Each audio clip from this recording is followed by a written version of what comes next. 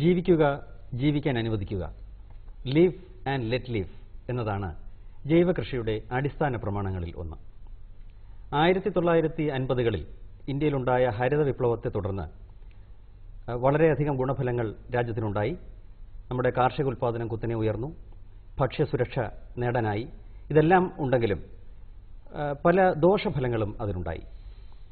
മുഖ്യമായും കീടനാശിനികളുടെയും രാസവളങ്ങളുടെയും ഒക്കെ അമിത ഉപയോഗം കൊണ്ട് ഉണ്ടായ പാരിസ്ഥിതിക പ്രശ്നങ്ങളും ആരോഗ്യ പ്രശ്നങ്ങളും ധാരാളമായി ഉണ്ടായി.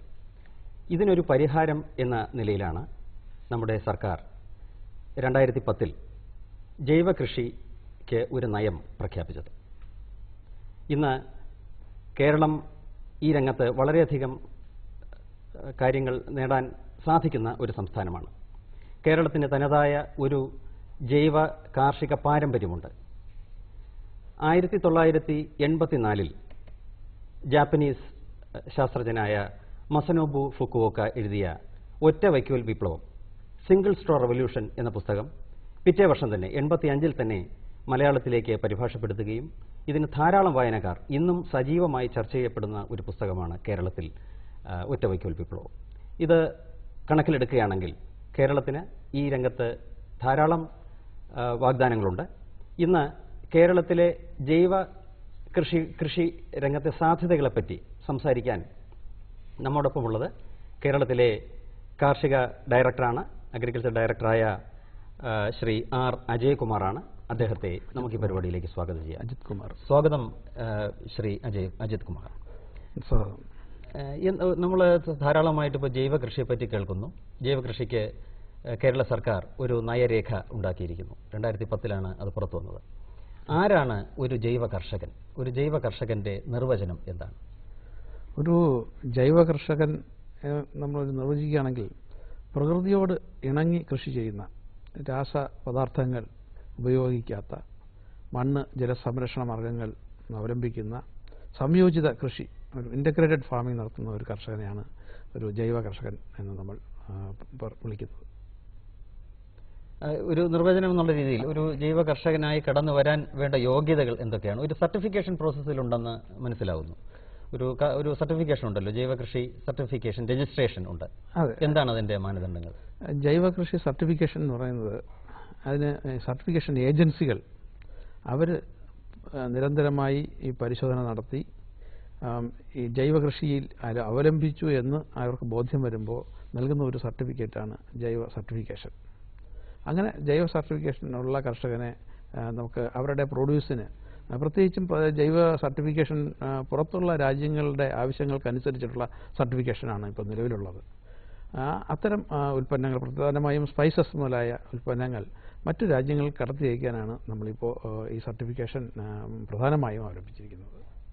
അപ്പോൾ ഈ സർട്ടിഫിക്കേഷനുള്ള ഏജൻസികൾ ഏതൊക്കെയാണ് ഇപ്പോൾ കേരളത്തിലുള്ളത്? ഇപ്പോൾ നമുക്ക് പ്രധാനമായും ഇൻഡോസർട്ടുണ്ട്, ലാക്കൂണുണ്ട്, പിന്നെ അതുപോലെ തന്നെ ഐസർട്ടുണ്ട്, ഓൺസർട്ടുണ്ട്. ഇങ്ങനെ കുറച്ച് ഏജൻസികൾ, നമ്മുടെ ഏജൻസികളുണ്ട്. ഈ സ്കീം, നമ്മുടെ ജൈവ കാർഷിക നയത്തിൽ ഏതൊക്കെ കൃഷികളാണ്?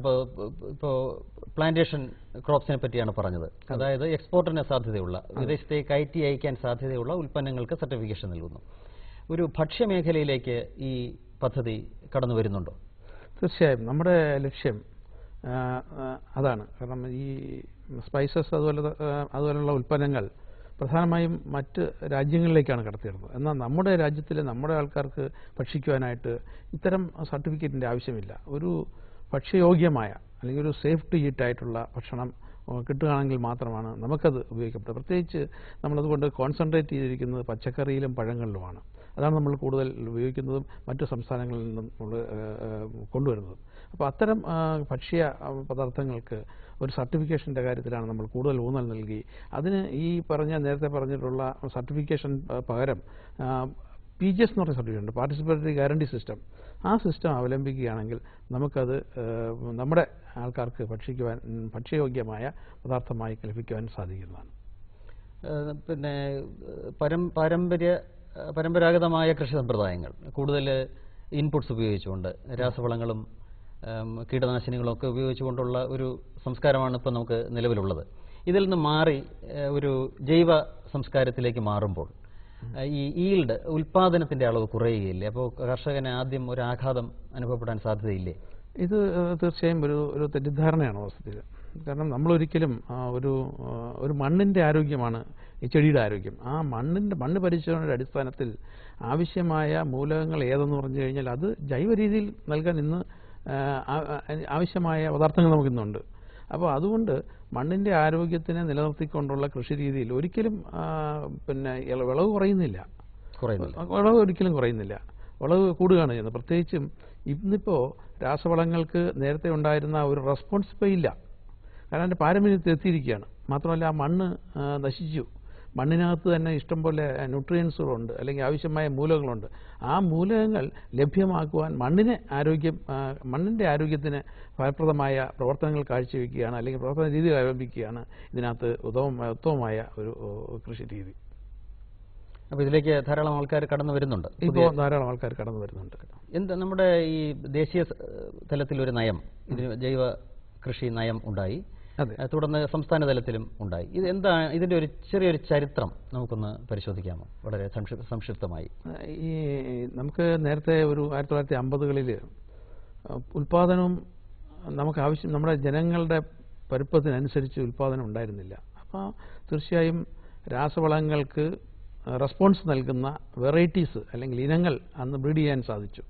അങ്ങനെ ബ്രീഡ് ചെയ്ത വെറൈറ്റീസിൽ വളങ്ങൾ കൊടുക്കുന്നതിനനുസരിച്ച് ഉൽപാദനം കൂട്ടാനുള്ള കഴിവ് ആ ചെടികൾക്കുള്ളതുകൊണ്ട് നമ്മുടെ ആ ഭക്ഷ്യസുരക്ഷ അന്ന് നമ്മൾ കാണാനായിട്ട്, അല്ലെങ്കിൽ ഭക്ഷ്യസുരക്ഷ കൈവരിക്കാനായിട്ട് അന്ന് അതിനെ അവലംബിക്കേണ്ടി വന്നു.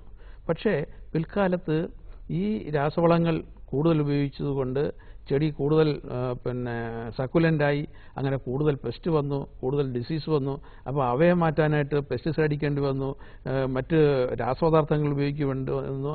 അങ്ങനെ അന്തരീക്ഷവും മണ്ണും വെള്ളവും എല്ലാം മലിനമായി നമ്മുടെ ആരോഗ്യത്തിന് വളരെയധികം പ്രശ്നങ്ങളുണ്ടായ ഒരു സാഹചര്യത്തിലാണ് ഈ ഓർഗാനിക് ഫാമിങ്ങിലേക്ക് തന്നെ തിരിച്ചു പോകേണ്ട ഒരു ആവശ്യം നമുക്ക് മനസ്സിലായത്. അത്തരത്തിലാണ് ഇന്നിപ്പോൾ ഈ ജൈവകൃഷി നയം നമ്മൾ വളരെ ഊർജ്ജസ്വലമായി ഇത് നടപ്പിലാക്കാൻ ഉദ്ദേശിച്ചിരിക്കുന്നത്. നമുക്കൊരു കോള് വരുന്നുണ്ട്, ശ്രദ്ധിക്കാം. ഹലോ സാർ, എൻ്റെ അജയ് തോമസ് ആണ്, പെരുമ്പാവൂരിൽ നിന്ന് വിളിക്കുന്നത്. പറഞ്ഞോളൂ. നമ്മുടെ കൃഷി ഡയറക്ടർ. എനിക്ക് കിട്ടിയ ഇൻഫർമേഷൻസ് അനുസരിച്ചിട്ട് ഈ നമ്മുടെ ജൈവ കൃഷിയിൽ ലാഭകരമായിട്ട് കർഷകന് കൃഷി ചെയ്യാൻ പറ്റില്ല എന്നുള്ളതാണ് ഞാൻ മനസ്സിലാക്കിയത്. എൻ്റെ പ്രധാനപ്പെട്ട ഒരു കാരണം, ഇപ്പൊ നമുക്ക് ഇതിന് ആവശ്യമുള്ള നൈട്രജൻ തന്നെയാണെങ്കിലും രാസവളമായാലും ജൈവവളമായാലും നൈട്രേറ്റ് ആയിട്ട് തന്നെയാണല്ലോ അത് കൃഷി ചെയ്യുന്നത്. അപ്പൊ അതിന് ആവശ്യമുള്ള നൈട്രേറ്റ് ഉൽപ്പാദിപ്പിക്കുന്നതിന് ആവശ്യമായ ഇത് ജൈവവളത്തിൽ കൊടുക്കുമ്പോൾ കോസ്റ്റ് ഓഫ് പ്രൊഡക്ഷൻ വളരെയധികം കൂടുന്നു. അപ്പൊ അത് നമുക്ക് നമ്മുടെ ജനസംഖ്യക്ക് ആനുപാതികമായ രീതിയിൽ ഭക്ഷ്യോൽപാദനം നടത്താൻ പറ്റില്ല എന്നുള്ള ഒരു ചെറിയൊരു വിശ്വാസമാണ് എനിക്കുള്ളത്. ഞാൻ ചോദ്യം കേട്ടു. ഞാൻ നേരത്തെ പറഞ്ഞു, നമുക്ക് നേരത്തെയുള്ള ഒരു രീതിയല്ല ഇപ്പോൾ കൃഷി രീതി എന്ന് പറയുന്നത്. അത് ഈ ജൈവ കൃഷി എന്ന് പറയുമ്പോൾ എല്ലാം നമ്മൾ ജൈവ മാർഗ്ഗങ്ങൾ കൂടെ മാത്രമേ ചെയ്യുള്ളൂ എന്നതിനർത്ഥമില്ല. നമുക്ക് നൈട്രജൻ്റെ കാര്യത്തിലാണെങ്കിൽ നൈട്രജനെ കൂടുതൽ സപ്ലൈ ചെയ്യാൻ സാധിക്കുന്ന മറ്റ് അസോള പോലുള്ള സാധനങ്ങളുണ്ട്. അതുപോലെ തന്നെ അസറ്റോബാക്ടർ, ഇത്തരം സംവിധാനങ്ങൾ നമ്മളതിനകത്ത് കൂടുതൽ ഉപയോഗിക്കേണ്ടി വരും. അതുപോലെ തന്നെ ജൈവ സാധനങ്ങൾ അല്ലെങ്കിൽ ഉൽപ്പന്നങ്ങൾ നമ്മുടെ തോട്ടത്തിൽ തന്നെ ഉണ്ടാക്കണം. നമ്മൾ പുറത്തുനിന്ന് വാങ്ങിക്കുമ്പോഴാണ് ഈ ചിലവ് കൂടുന്നത്. അപ്പോൾ ഇപ്പോൾ ഇതിനകത്ത് നല്ല കൃഷി ചെയ്യുന്ന എത്രയോ പേരുണ്ട് ഇന്ന് കേരളത്തിലുണ്ട്. അവരുമായിട്ടും സംസാരിക്കുമ്പോൾ മനസ്സിലാവും. തീർച്ചയായും എന്റെ സംശയം ചോദിച്ചപ്പോൾ 1 കിലോ നൈട്രേറ്റ് ഉൽപ്പാദിപ്പിക്കാൻ യൂറിയ ആയിട്ട് വരുമ്പോൾ എത്ര രൂപയാവുന്നു, മറ്റുള്ള ജൈവ രീതിയിൽ വരുമ്പോൾ എത്ര രൂപ വരും എന്നുള്ളതിനെ കുറിച്ച് കോസ്റ്റിംഗ് നടത്തിയിട്ടുണ്ടോ എന്നുള്ളതാണ്. അല്ല, ഇതിനകത്ത് ഞാൻ പറഞ്ഞല്ലോ, മണ്ണിനകത്ത് തന്നെ നമുക്ക് ആവശ്യമായ മൂല്യങ്ങൾ അല്ലെങ്കിൽ മൂലകങ്ങളുണ്ട്. അത് ചെടിക്ക് അവൈലബിളാക്കാനുള്ള പ്രക്രിയയാണ് നമ്മൾ ചെയ്യുന്നത്. മണ്ണ് പരിശോധനയുടെ അടിസ്ഥാനത്തിൽ ആവശ്യമായ ഏത് മൂലങ്ങൾ, ഇപ്പോൾ ഫോസ്ഫറസിനെ സംബന്ധിച്ചിടത്തോളം നമുക്ക് പറയാം, ഫോസ്ഫറസ് നമ്മുടെ മണ്ണിൽ ഉപയോഗിക്കേണ്ട ആവശ്യമേ ഇപ്പോൾ ഇല്ല. കാരണം വളരെ വളരെ ഹൈ ആണ്. അപ്പോൾ അത്തരം വളത്തിനുള്ള പൈസ വെറുതെ ചെലവഴിക്കാതെ മണ്ണിലുള്ള മൂലകങ്ങളെ ചെടിക്ക് ലഭ്യമാക്കുന്ന രീതിയിലുള്ള കൃഷി രീതി അവലംബിക്കുകയാണ് അതിനകത്ത് ഏറ്റവും പ്രധാനം. നല്ല കൃഷി ചെയ്യുന്ന ആൾക്കാരോട് ചോദിച്ചാൽ മനസ്സിലാകും. തീർച്ചയായും അനുഭവങ്ങളാണ്. ഇപ്പോൾ നമ്മുടെ റിസർച്ചുകളെല്ലാം അങ്ങനെയാണ് തന്നെയാണ്. ജൈവവളം എന്ന് പറയുന്നത് നഷ്ടമാണെന്നുള്ളത് നമുക്ക് ഇന്ത്യ തന്നെ ജീവിച്ചിരുന്ന ഏറ്റവും വലിയൊരു ഭക്ഷ്യശാസ്ത്രജ്ഞനാണ് CFTR ഡയറക്ടറായിട്ട് റിട്ടയർ ചെയ്തതും. അദ്ദേഹം വേൾഡ് ഫുഡ് ഓർഗനൈസേഷന്റെ ഇന്ത്യയിലെ ഫസ്റ്റ് എക്സ്പെർട്ട് കമ്മിറ്റി മെമ്പർ ആയിരുന്നു RB നായർ. അദ്ദേഹവുമായിട്ടുള്ള ഡിസ്കഷനിലാണ് ഇത് പറഞ്ഞത് അദ്ദേഹം. അപ്പൊ അതിന് സാറേ ഒരു ഉദാഹരണം എന്ന് വെച്ചാൽ ഇപ്പൊ നമ്മുടെ ആദ്യം ഈ ജൈവ കൃഷിയിലായിരുന്നല്ലോ നമ്മുടെ ഹരിത വിപ്ലവം വരുന്നേക്കാൾ മുമ്പ് കൃഷി ചെയ്തുകൊണ്ടിരുന്നത്. അന്ന് കിട്ടിക്കൊണ്ടിരുന്ന 1 ഏക്കർ സ്ഥലത്ത് നിന്ന് കിട്ടിക്കൊണ്ടിരുന്ന അല്ലെങ്കിൽ ഒരാൾക്ക് കിട്ടിക്കൊണ്ടിരുന്ന പെർ ക്യാപിറ്റ ഫുഡും ഇന്ന് കിട്ടുന്ന ഫുഡും വെച്ച് നോക്കുമ്പോൾ അത് എത്രമാത്രം ജൈവ കൃഷി മോശമെന്ന് വെച്ചാൽ ഇവിടെ സംഭവിച്ച് ഞാൻ മനസ്സിലാക്കുന്നത് അമിത രാസവള പ്രയോഗവും അമിത ഇതുമാണ് സംഭവിച്ചിരിക്കുന്നത്. അതൊന്ന് മാറ്റിയിട്ട് അത്യാവശ്യം ചെടിക്ക് നിലനിൽക്കുന്നതിനുള്ള രാസവളവും മറ്റും ചെയ്താൽ ഒരു സംയോജിത കൃഷി ആയിരിക്കും സക്സസ് എന്നുള്ളതാണ് എന്റെ വിശ്വാസം. ഈ വിഷയം തീർച്ചയായിട്ടും വലിയൊരു ചർച്ച ആവശ്യമുള്ളൊരു വിഷയമാണ്. നമ്മുടെ സമയപരിമിതി കൊണ്ട് നമുക്ക് തൽക്കാലം അദ്ദേഹത്തിന് ഒരു ഉത്തരം നൽകിക്കൊണ്ട് നമുക്ക് ഈ ചർച്ച അവസാനിപ്പിച്ചിട്ട് അടുത്ത സെക്ഷനിലേക്ക് പോകാം. ഇനിയും കോളുകൾ വെയിറ്റ് ചെയ്യുന്നുണ്ട്. അപ്പോൾ ആശങ്കകൾ കർഷകർക്കുള്ളത് സ്വാഭാവികമാണ്. പുതിയൊരു സമ്പ്രദായത്തിലേക്ക് വരുമ്പോൾ ഇതിന്റെ ലാഭം കുറഞ്ഞു പോകുമോ? അപ്പൊ ഇത് തുടക്കത്തിൽ ലാഭം ഒരു പക്ഷേ ഒന്ന് കുറഞ്ഞേക്കാമെങ്കിലും പിന്നീട് അത് കൂടി വരും എന്നുള്ളതാണ് സൂചിപ്പിക്കാൻ തോന്നുന്നു അല്ലെ? ഒരു പക്ഷേ അങ്ങനെ ഒരു ലേശം ഒരു തുടക്കത്തിൽ ഒരു കൺവെർഷൻ ഒരു മാറ്റം വരുമ്പോൾ ഉണ്ടാകുന്ന ഒരു ചെറിയ ഒരു വ്യത്യാസം ഉണ്ടാകും. പക്ഷെ അത് ഉൽപാദനം കൂടും, ഉൽപ്പന്നം കൂടും, കൂടുതൽ വിലയും കിട്ടും. അപ്പോൾ ഒരിക്കലും അതൊരു നഷ്ടമായി തീരുന്നില്ല. അതിന് സമൂഹത്തിലേക്ക് ഉണ്ടാക്കുന്ന ഒരു കോൺട്രിബ്യൂഷനും മറ്റൊരു കോൺട്രിബ്യൂഷൻ ആരോഗ്യവും പരിസ്ഥിതിയും ഒക്കെ സംബന്ധിച്ച ഒരു കോൺട്രിബ്യൂഷൻ ഉണ്ട്. അപ്പൊ നമുക്ക് ഇതിനെ സപ്പോർട്ട് ചെയ്യുന്ന സ്കീമുകൾ സ്വാഭാവികമായിട്ടും ഉണ്ടാകണമല്ലോ. സബ്സിഡി അല്ലെങ്കിൽ മറ്റ് പ്രോത്സാഹന നൽകുന്ന സ്കീമുകൾ, അതിനെപ്പറ്റി ഒന്ന് എന്തൊക്കെ സ്കീമുകളാണ് നമ്മുടെ ജൈവ കൃഷിക്ക് വേണ്ടി കേരള സർക്കാർ മുന്നോട്ട് വെച്ചിട്ടുള്ളത്? ഞാൻ നേരത്തെ പറഞ്ഞില്ല, പച്ചക്കറിയിലാണ് നമ്മൾ ഏറ്റവും കൂടുതൽ സ്ട്രെസ് കൊടുത്തിട്ടുള്ളത്, അല്ലെങ്കിൽ ഏറ്റവും കൂടുതൽ ഊന്നൽ കൊടുത്തിട്ടുള്ളത്.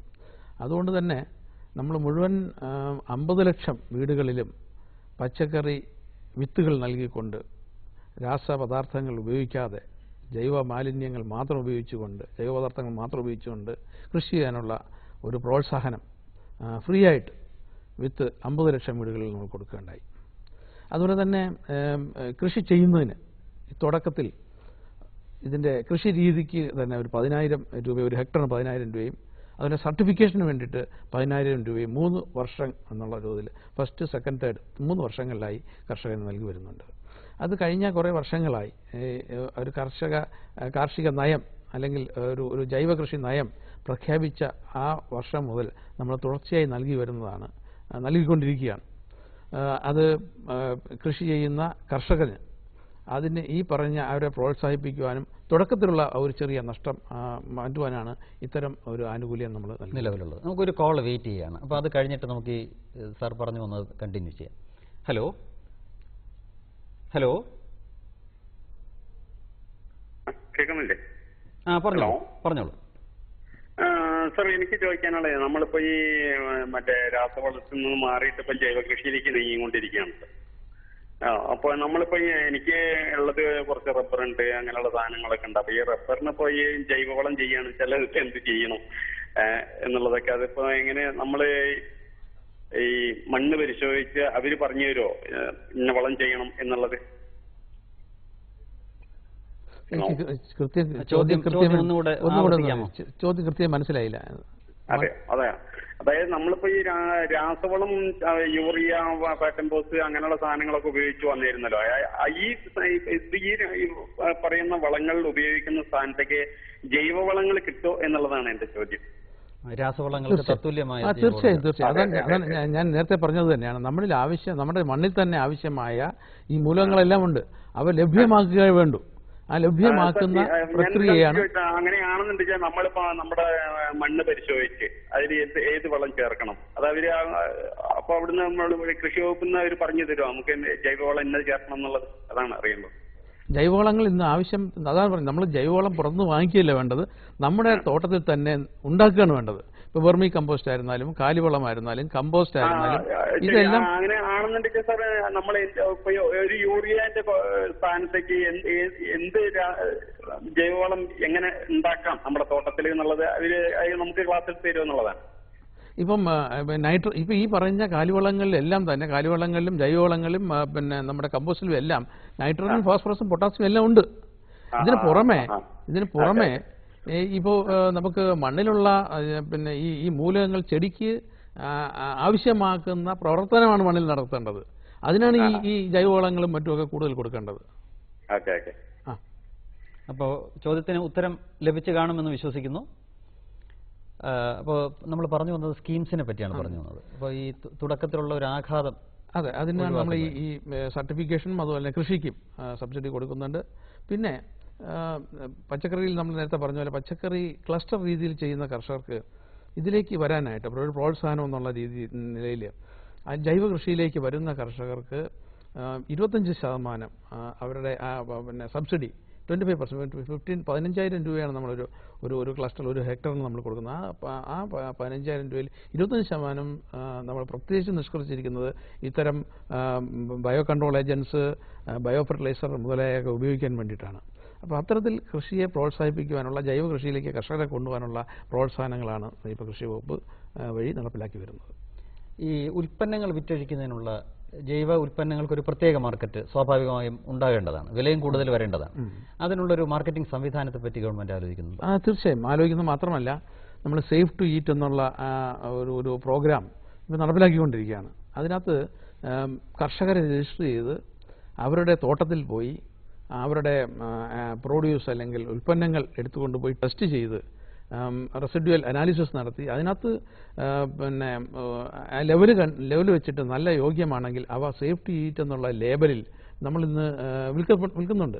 ഇപ്പോൾ തിരുവനന്തപുരത്ത് അതൊരു ഹോർട്ടികോർപ്പിൻ്റെ ഒരു പ്രത്യേക ഒരു കോർണർ തന്നെ കൊടുത്തിട്ടുണ്ട്. അത് അത്തരത്തിൽ പിന്നെ ഈ ടെസ്റ്റ് ചെയ്തതിന് ശേഷം നല്ല ക്വാളിറ്റി ഉള്ളതാണെങ്കിൽ അതിന് പ്രത്യേക വില കിട്ടും, നല്ല വില കിട്ടും. ഓർഗാനിക് ഉൽപ്പന്നങ്ങളെന്ന് പറഞ്ഞ് ഇന്ന് ആൾക്കാർ നെട്ടോട് പോടുകയാണ്. കാരണം അത്തരം സാധനങ്ങൾ കിട്ടാൻ, വിശ്വാസയോഗ്യമായ ഒരു സ്ഥലത്ത് നിന്ന് കിട്ടാനുള്ള പ്രയാസമാണ് എന്നുള്ളത്. ഓർഗാനിക് ആയിട്ടുള്ള സാധനങ്ങൾ വളരെ പെട്ടെന്ന് ചൂടപ്പം പോലെ വിട്ടുപോകുന്ന ഒരു പ്രവണതയാണ് നമ്മളിപ്പോൾ കാണുന്നത്. ഇപ്പോൾ 1-2 ചോദ്യകർത്താക്കൾ ചോദിച്ചതുപോലെ ഈ കൃഷിയിലേക്ക് വരുന്നവർക്ക് ഇതിൻ്റെ ഇൻപുട്സ്, അതായത് വളങ്ങൾ, ജൈവവളങ്ങൾ തന്നെ എങ്ങനെ ഉണ്ടാക്കണം, പരിചരണ മുറകൾ എങ്ങനെ ക്രമീകരിക്കണം, ഒരു ഓർഗാനിക് പാക്കേജ് ഓഫ് പ്രാക്ടീസ് തന്നെ വേണ്ടിവരും. അപ്പോൾ ഇതിലേക്ക് വേണ്ടുന്ന പരിശീലന സൗകര്യങ്ങൾ, ഇപ്പോൾ ഒരു ജൈവ കർഷകനായി മാറാൻ താല്പര്യമുള്ള ഒരാളിനെ എവിടെ നിന്ന് ഈ പരിശീലനം നേടാൻ സാധിക്കും? ഇത് ശരിക്കും പറഞ്ഞു കഴിഞ്ഞാൽ ഇതിന് പരിശീലനം നൽകേണ്ടത് തന്നെയുണ്ട്. കാരണം ഇപ്പോൾ ഈ പറഞ്ഞ പോലെ ഇപ്പം ഇതിനകത്ത് സംസാരിച്ച ആൾക്കാർക്ക് തന്നെ അതിനകത്ത് കുറേയധികം ആശങ്കകളുണ്ട്, സന്ദേഹങ്ങളുണ്ട്. അപ്പോൾ ഇത് എങ്ങനെ ഉൽപ്പാദിപ്പിക്കണം, എന്തായിരിക്കണം ഇതിൻ്റെ? പണ്ടത്തെ പോലെ നമ്മൾ ഈ ഒരു അന്ധമായി ഓർഗാനിക് കൃഷി നഷ്ടമാണെന്ന് പറയുന്നതിനകത്ത് യാതൊരു അർത്ഥവുമില്ല. കാരണം മണ്ണ് പരിശോധിച്ച് അതിനകത്ത് ഏത് ന്യൂട്രിയൻസാണ് കുറവ്, അതിന് ആവശ്യമായ മൂലകങ്ങൾ നമുക്ക് നൽകാനുള്ള പിന്നെ എന്താ ഇൻപുട്സ് നമുക്കിന്ന് ലഭ്യമാണ്. ആ ഇൻപുട്സ് ഉണ്ടാക്കുന്നതിനെ കുറിച്ചൊക്കെ കാര്യമായ പരിശീലനം കൊടുക്കേണ്ടതുണ്ട്. ഞങ്ങളിതിപ്പം എല്ലാ കൃഷിഭവനുകളിലും മണ്ണ് പരിശോധന അടിസ്ഥാനത്തിലുള്ള പരിശീലനം നൽകിക്കൊണ്ടിരിക്കുകയാണ്. ഉദ്യോഗസ്ഥന്മാർക്ക് മാത്രമല്ല, കർഷകർക്കും. നിയമസഭയിൽ നമ്മൾ ഇതിൻ്റെ നിയമസാമാജികന്മാർക്ക് ഇതിൻ്റെ ഒരു അവയർനെസ് കൊടുത്തു. അവരുടെ സഹകരണം ഉണ്ടെങ്കിൽ മാത്രമേ ഇത് കാര്യമായി മുന്നോട്ട് പോകാൻ പറ്റത്തുള്ളൂ. അവരുടെ ബ്ലോക്ക് അല്ലെങ്കിൽ പിന്നെ നിയോജക മണ്ഡല അടിസ്ഥാനത്തിൽ ഇവ കൂടുതൽ ആൾക്കാർക്ക് പറഞ്ഞു കൊടുക്കുവാനും കൃഷി രീതിയിൽ അവലംബിക്കുവാനായിട്ട് നിരന്തരമായ പരിശീലനം കൊടുത്തേ പറ്റത്തുള്ളൂ. അപ്പോൾ അത്തരം ഒരു പരിശീലന പരിപാടി ഇതിനകത്ത് ഉണ്ടെങ്കിൽ മാത്രമേ ഇത് കാര്യമായി വിജയം കാണുകയുള്ളൂ. കൂടുതൽ വിവരങ്ങൾക്ക് ജൈവകൃഷിയുമായി ബന്ധപ്പെട്ട കൂടുതൽ സംശയ നിവാരണത്തിനും മറ്റു വിവരങ്ങൾക്കും ബന്ധപ്പെടേണ്ട വിലാസം: ഡയറക്ടർ, കൃഷി വകുപ്പ്, വികാസ് ഭവൻ, തിരുവനന്തപുരം. Phone number 94 96 13 34 44. വിലാസം ഒരിക്കൽ കൂടി: ഡയറക്ടർ, കൃഷി വകുപ്പ്, വികാസ് ഭവൻ, തിരുവനന്തപുരം. Telephone number 94 96 13 34 44. വളരെ ഉപയോഗപ്രദമായ ഒരു ചർച്ചയാണ് ഇന്ന് ഇവിടെ ഉണ്ടായത്. ഭാവിയിലേക്ക് നാം ഏവരും ഉറ്റുനോക്കുന്ന ജൈവ കാർഷിക നയത്തിൻ്റെ വളരെ ഫലപൂർണമായ ഒരു ഇംപ്ലിമെൻറ്റേഷന് വേണ്ടി അതിൻ്റെ സാധ്യതകളെക്കുറിച്ചും പ്രയോജനത്തെക്കുറിച്ചും ഒക്കെ നമ്മോട് സംസാരിച്ചത് കേരള കൃഷി വകുപ്പ് ഡയറക്ടർ ശ്രീ ആർ അജിത് കുമാറാണ്. അദ്ദേഹത്തിന് നന്ദി പറയുന്നു. പ്രേക്ഷകർക്കും നന്ദി. നമസ്കാരം.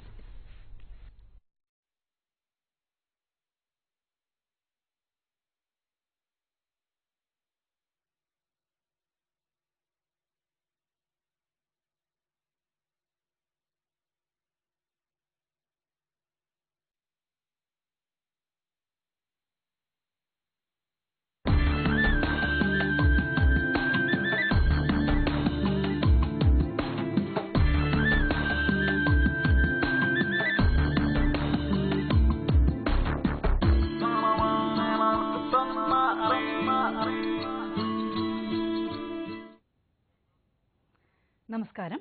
ദൂരദർശൻ കാർഷിക വാർത്തകളിലേക്ക് സ്വാഗതം. പ്രധാന വാർത്തകൾ. കർഷക രജിസ്ട്രേഷനിലെ വിവരങ്ങൾ പുതുക്കാൻ മെയ് 15 വരെ അവസരം. പാവയ്ക്ക കൃഷി ചെയ്യാം പ്രിസിഷൻ ഫാമിംഗ് രീതിയിൽ. പാലിലെ മായം കണ്ടെത്താൻ പുതിയ സാങ്കേതിക വിദ്യ. വിശദമായ വാർത്തകളിലേക്ക്. കർഷക രജിസ്ട്രേഷൻ പദ്ധതിയിൽ നൽകിയ വിവരങ്ങൾ പുതുക്കുവാൻ കർഷകർക്ക് മെയ് 15 വരെ അവസരം നൽകുന്നു. കർഷകരുടെ ആധാർ നമ്പർ, ഫോട്ടോ, കൃഷിഭൂമിയുടെ വിവരങ്ങൾ, ബാങ്ക് അക്കൌണ്ട് നമ്പർ എന്നിവ കർഷക ഡേറ്റാബേസിൽ ചേർക്കുന്നതിനും മുൻപ് നൽകിയ വിവരങ്ങൾ പുതുക്കുന്നതിനും ഈ അവസരം പ്രയോജനപ്പെടുത്തണമെന്ന് കൃഷി ഡയറക്ടർ അറിയിച്ചു. കൃഷി വകുപ്പിന്റെ സേവനങ്ങൾ സുതാര്യമാക്കുന്നതിനും ഇ പേയ്മെന്റ് വഴി കാർഷികാനുകൂല്യങ്ങൾ നൽകുന്നതിനും സേവനം പ്രയോജനപ്പെടുത്താം. തമിഴ്നാട് കാർഷിക സർവകലാശാല പയറുവർഗ്ഗ വിളകൾ വിതയ്ക്കുന്നതിനുള്ള പൾസ് സീഡർ യന്ത്രത്തിന് രൂപം നൽകി. 30 സെന്റിമീറ്റർ അകലത്തിലുള്ള വരികളിൽ 10 സെന്റിമീറ്റർ ഇടയകലത്തിൽ ഈ സീഡർ ഉപയോഗിച്ച് വിത്ത് വിതയ്ക്കാം. ഇതിലൂടെ വിളവ് ഇരട്ടിയാക്കാം.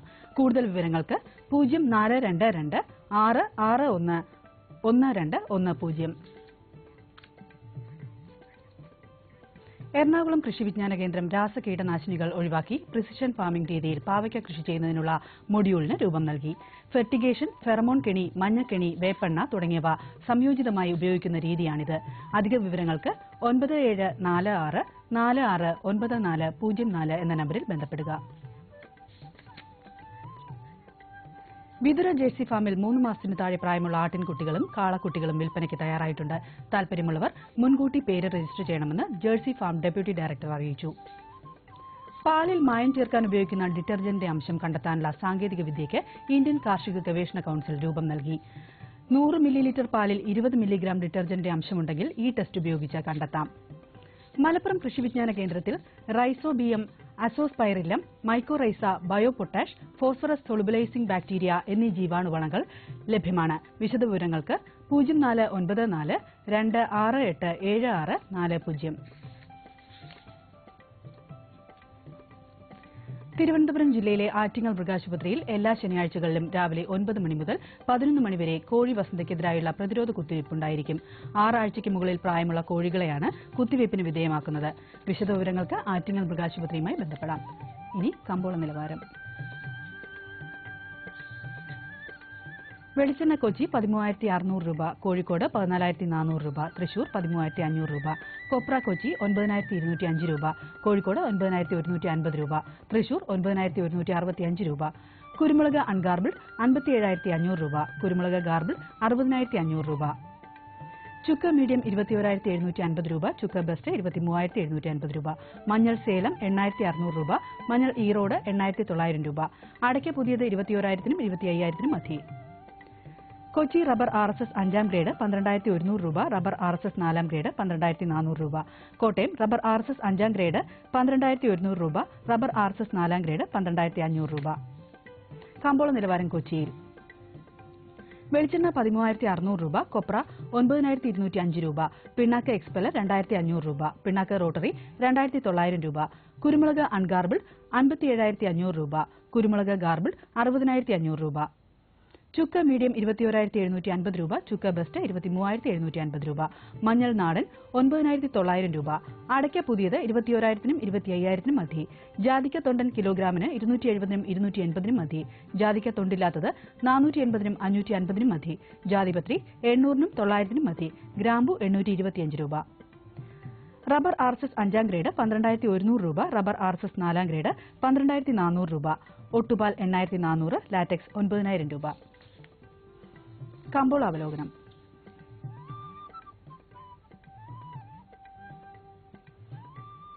നാളികേര വിളവെടുപ്പ് പുരോഗമിച്ചതോടെ സംസ്ഥാനത്തിന്റെ ഒട്ടുമിക്ക ഭാഗങ്ങളിലും പച്ചത്തേങ്ങയുടെ ലഭ്യത പതിവിലും ഉയർന്നു. ഇതിനിടയിൽ വൻകിട വെളിച്ചെണ്ണ നിർമ്മാതാക്കൾ കൊപ്ര സംഭരണം കുറച്ചത് ദക്ഷിണേന്ത്യൻ വിപണികളെ തളർത്തി. ഈ വാരം മുഖ്യ വിപണികളിൽ വെളിച്ചെണ്ണ വില ഇടിഞ്ഞു. അതേസമയം നാളികേര ഉൽപാദനം കുറയുമെന്ന റിപ്പോർട്ടുകൾ നേട്ടമാക്കാൻ വിപണിക്കായില്ല.